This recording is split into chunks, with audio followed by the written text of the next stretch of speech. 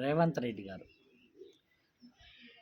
Telangana CM Revanth Reddy గారు అది ఓటుకు నోటు కేసులో అడ్డంగా దొరికిన వ్యక్తి రేవంత్ రెడ్డి గారు. అసలు ఒక ఎమ్మెల్యేని కానీ గెలుచుకోలేని స్థాయి రేవంత్ రెడ్డి గారిది. ఒక సొంత నియోజకవర్గంలో నిలబెట్టుకుంటే ఆ వ్యక్తిని గెలిపించుకోలేని స్థాయి రేవంత్ రెడ్డి గారు.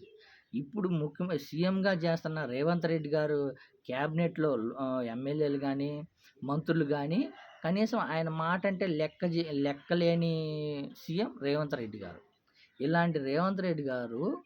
ఇలాంటి సీఎం గారు మాజీ సీఎం జగన్మోహన్ రెడ్డి గారి మీద విమర్శలు చేయడం ఎంతవరకు కరెక్ట్? అది ఏమని సచ్చిన పావు లాంటి వాడు జగన్మోహన్ రెడ్డి గారు, ఆయన కొట్టడం వేస్ట్. ఆయన చేసిన పాపాలే వైసీపీ పార్టీ ఓటమికి కారణం. ఆయన చేసిన పాపాల వలన వైసీపీ పార్టీ దారుణంగా ఓటమి పాలైంది.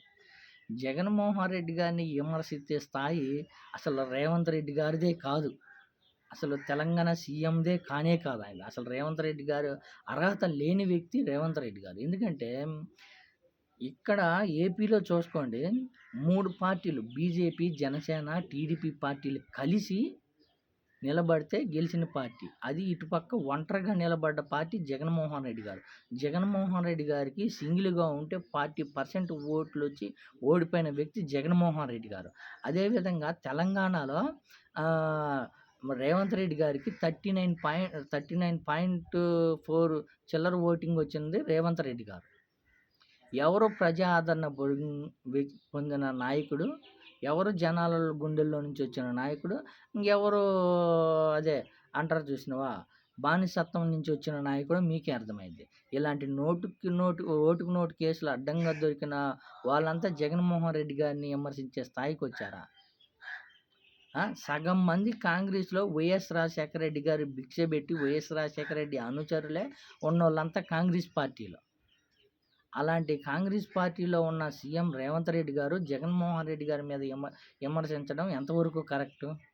ఓడిపోయాడంటే జగన్మోహన్ రెడ్డి గారు ఓడిపోలేదని ఆంధ్రప్రదేశ్ రాష్ట్ర ప్రజలందరూ గుండెల్లో ఉన్నాడు మా జగన్మోహన్ రెడ్డి గారు. ఆయన ఓడిపోలేదు. ఇప్పటికీ నిరంతరం ఆంధ్రప్రదేశ్ రాష్ట్ర చరిత్ర ఉన్నంత కాలం జగన్మోహన్ రెడ్డి గారు చేసిన అభివృద్ధి కార్యక్రమాలు నిరంతరం జనాల గుండెల్లో నిలిచిపోయే పథకాలు పెట్టాడు జగన్మోహన్ రెడ్డి గారు. ఇప్పుడు రేవంత్ రెడ్డి గారు తెలంగాణలో పెట్టిన పథకాలకి చాలా అంటే చాలా గండి పెట్టాడు. ఒకటంటే ఒకటే నెరవేర్చిన నాయకుడు రేవంత్ రెడ్డి గారు.